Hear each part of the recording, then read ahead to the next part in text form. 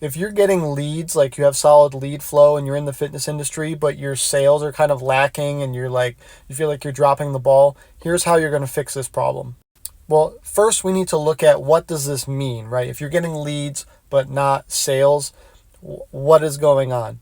That means you're advertising or marketing something that is resonating with people, so there is interest there. But it means you're messing up the sales process, and there could be a few reasons. The first could be continuity. If your lead magnet or the thing that people opted into or what you advertised that people will get is different than what they're going to get when you're on the sales calls, right? So if you're advertising that people will get X, but on the sales call, you're going to get Y.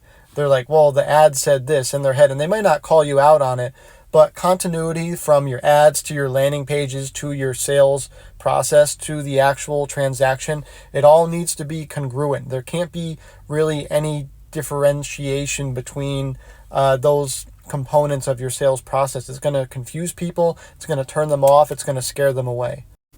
Number two, you might just suck at sales. If you get on the phone with people or in-person sales meetings, like in your gym or whatever, and you're, falling short, you might be talking about yourself too much.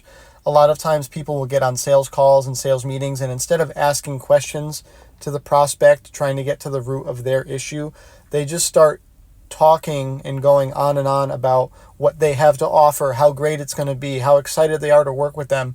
And the customer is like, I don't even know what you're going to do for me here. I don't know what result I'm going to get here. You're just talking too much about yourself.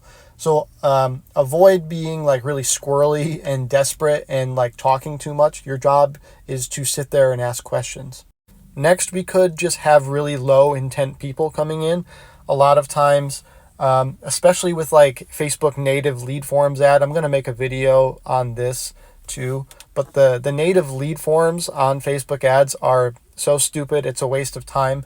People, it's like a one-click autofill. So people see something they're even slightly interested in, and they'll one-click autofill. You'll get a lead, and they'll just totally fucking forget that they filled that out. So you'll contact them, be like, hey, you filled out this form on Facebook. Are you interested? And they're like, I never did that. And they're like, yeah, you did. And so it's too easy for them. So you get a bunch of low intent people that have no interest in your services whatsoever. They're not going to give you any money. You're wasting money advertising that. I don't care if the cost per lead is cheaper. It's stupid.